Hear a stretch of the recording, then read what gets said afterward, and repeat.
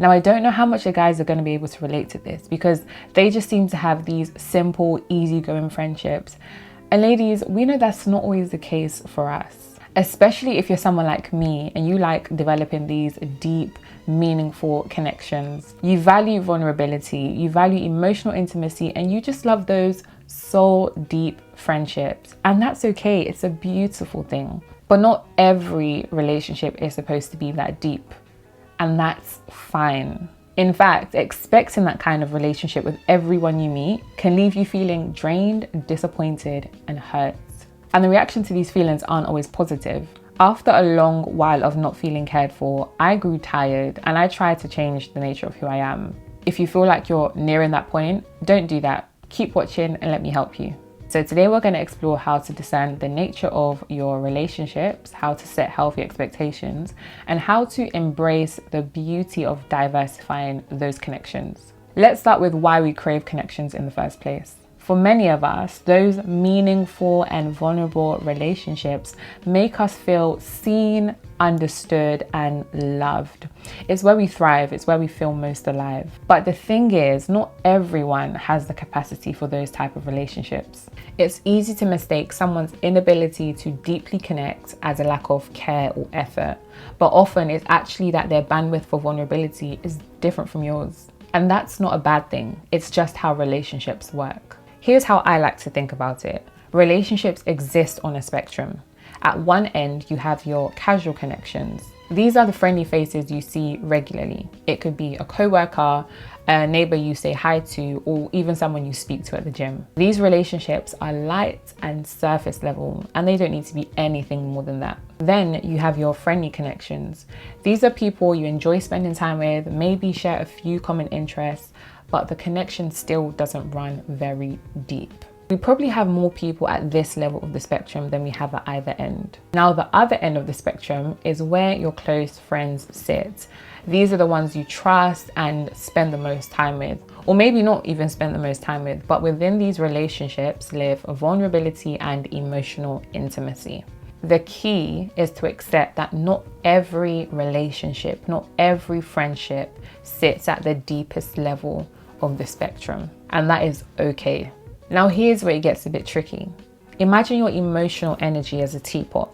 You only have so much to give. If you're pouring the same amount of energy into every single relationship, expecting deep, vulnerable connections, what's gonna happen? You're gonna feel drained, or worse, you feel hurt or resentful when the other person doesn't pour back into you in the same way. But here's the truth. That hurt isn't necessarily about the other person. It's about the expectations that weren't met that you placed on the relationship. Expectations that didn't match the nature of the relationship. Diversifying your relationships is so important. Not everyone belongs in your inner circle. Your inner circle, your ride or dies, the people that will stick with you, are those who deserve your deepest energy and vulnerability. But casual and friendly relationships, they're just as valuable in a different way. They bring lightness, fun, and connection without the weight of emotional intimacy. The beauty of diversifying your relationships is that it allows you to appreciate each type of connection for what it is without making it something that it's not. Okay, so how do we do this? How do we let go of the expectation that every relationship needs to be something deep? Now we're going to power through these, but if you want me to go into detail for any point, let me know. Number one, reflect on the nature of the relationship. Ask yourself these two questions. What does this relationship currently bring to my life? And what do I realistically expect from it? Number two, reserve vulnerability for those who have earned it. Emotional intimacy should be reciprocal.